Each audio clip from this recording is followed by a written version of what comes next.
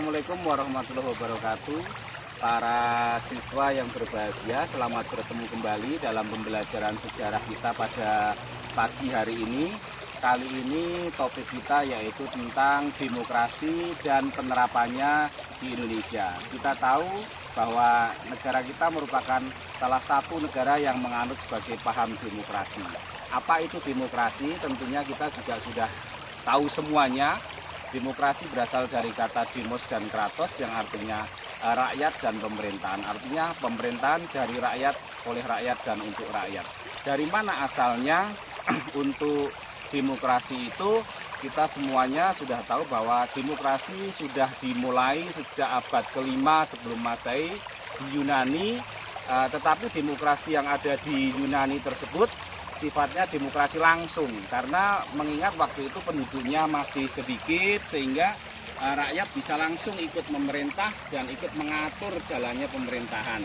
Nah, hal ini tentunya akan berbeda dengan demokrasi yang ada di Indonesia saat ini, karena dengan jumlah penduduk yang sekian ratus juta tentunya rakyat tidak bisa untuk terlibat langsung dalam pemerintahan, tetapi rakyat bisa menyalurkan sistem pemerintahannya itu dengan cara menyalurkan aspirasinya, yaitu melalui wadah pemilu, baik itu pemilihan presiden, legislatif, kepala daerah, dan lain sebagainya.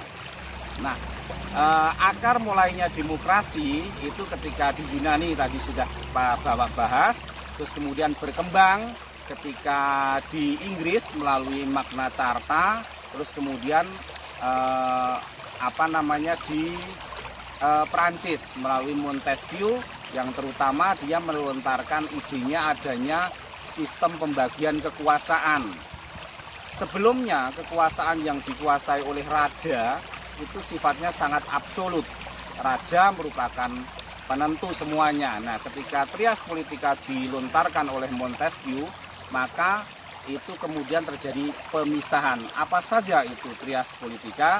Ya, ada pembagian kekuasaan secara eksekutif, legislatif, dan yudikatif. Nah, ini tentunya nanti kalian bisa mempelajari lebih lanjut dalam apa yang sudah ada dalam buku kegiatan LKS.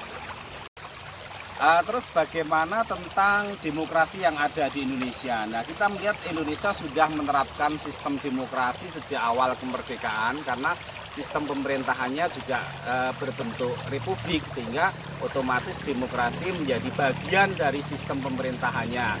Cirinya apa dari demokrasi yang ada di Indonesia? Satu, adanya pemilihan umum, ya kan?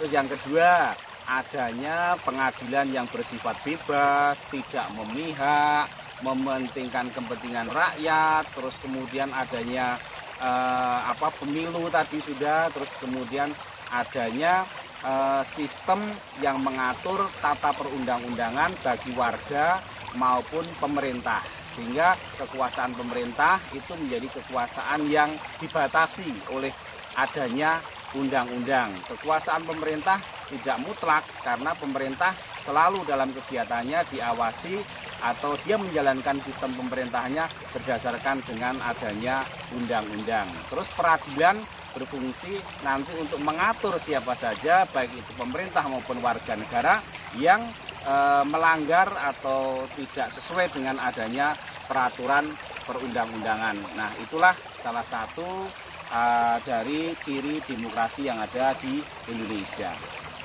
Selanjutnya, untuk demokrasi pada masa Indonesia setelah merdeka itu kita bisa memilah-milah menjadi beberapa bagian. Yang pertama yaitu adanya demokrasi yang sifatnya liberal. Nah, demokrasi liberal ini sebetulnya warisan dari pemerintah kolonial. Ini juga kita sudah pernah mengalami adanya demokrasi liberal. Ini dengan adanya sistem pemerintahan Perdana Menteri, terus kemudian Perdana Menteri sering berganti-ganti karena dimosi tidak percaya oleh anggota dewannya. Terus kemudian puncaknya dari itu nanti adanya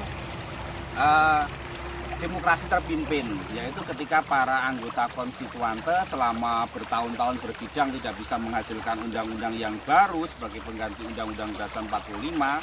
Kemudian konstituante ini oleh Soekarno dibubarkan, sehingga melalui dekret Presiden 5 Juli 59 itu kemudian tidak ada lagi sistem demokrasi liberal, tetapi yang ada adalah sistem demokrasi terpimpin.